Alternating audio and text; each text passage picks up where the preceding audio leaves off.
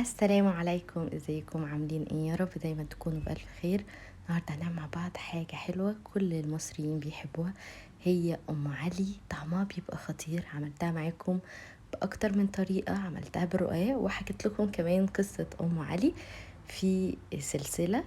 هسيب لكم في صندوق الوصف وفي اول كومنت اللينك بتاعها، وكمان عملتها معاكم قبل كده بالكرواسون وطلعت معانا ناجحة وطعمها خطير. المرة دي هعملها معاكم بطريقة مختلفة وبتكات مختلفة، طعمها بيطلع خطير كده وغرقانة باللبن وغنية جدا. ده غير انا بحبها بالشكل ده وبحبها بالطريقة التقليدية، ما بحطش ولا حليب محلى مكثف ولا اي حاجة، بحاجات بسيطة جدا بعمل بيها احلى ام علي. واقول لكم النهاردة كمان على تكة جديدة عرفتها، قلت لازم اعرفها لكم ونعملها سوا مع بعض. يا ريت ما تنسوش لو الفيديو عجبكم تعملوا لايك للفيديو، واللي لسه مشتركش في القناة اشترك ويفعل زر الجرس. ويلا بينا نبدأ على وصفتنا الحلوة اللذيذة، ما بتاخدش وقت خالص. كان عندي عجينة الباف باستري، كان متبقي مني 3 كنت استخدمتهم. كنت بحب اجرب كده في السوبر ماركت، لقيتهم قلت استخدمهم. هي عجينة مورقة، بتبقى هشة ولذيذة وبيتعمل منها الملفي.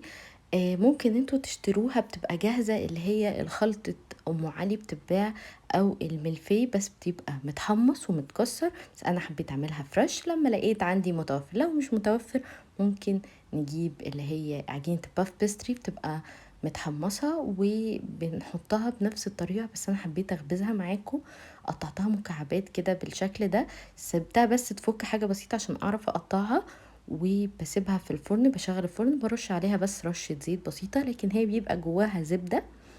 هي بتبقى متورقة بالزبدة وبتبقى طعمها لذيذ قوي. بتنفع كمان لو عندكم حاجة حادقة، جبنة مثلا تحشوها جبنة، بتبقى بتعمل فطاير حلوة قوي. هبقى اعملها معاكم ان شاء الله.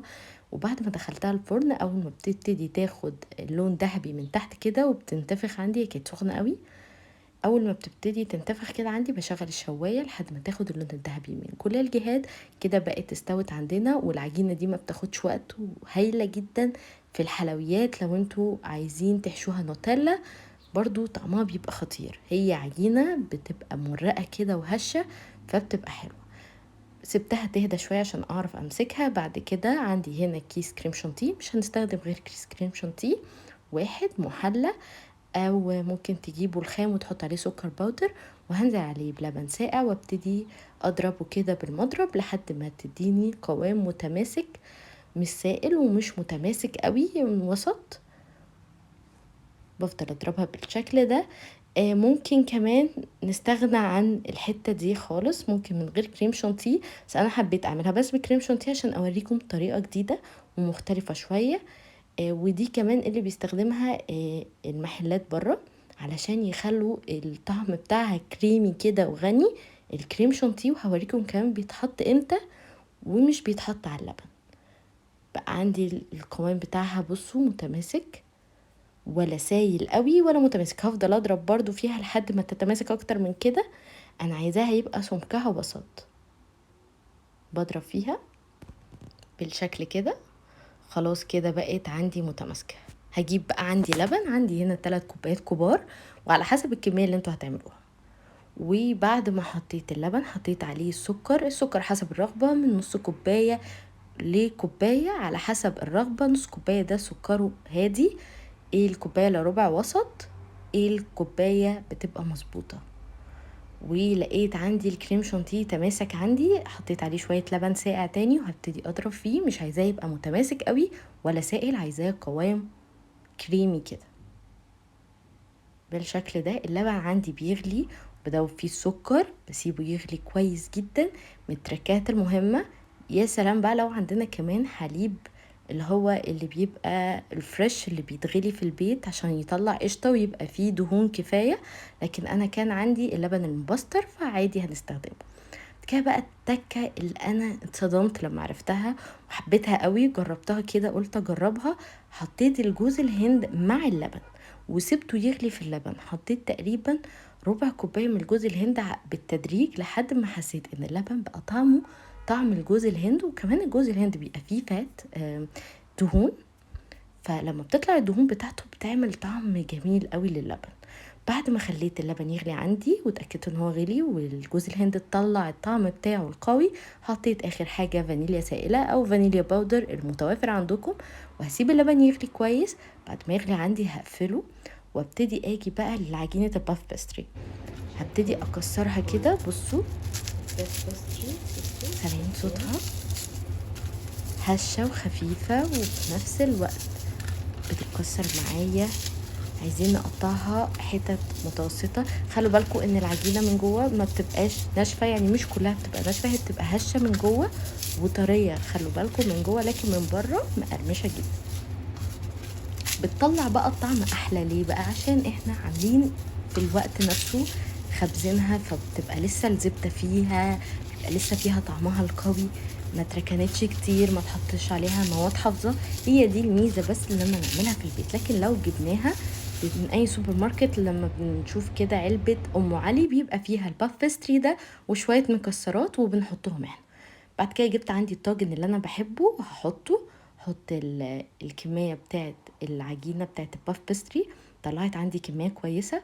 هبتدي احط بقى شوية مكسرات، اي مكسرات عندكم، زبيب، جوز هند، فول سوداني. انا عندي كان شوية بندق محمص، كسرتهم كده، خليتهم خشن، فرمتهم يعني خشن مش ناعم، ما طحنتهمش جامد، هو يدوب بس يتكسروا كده علشان يدوا النكهة بتاعتهم.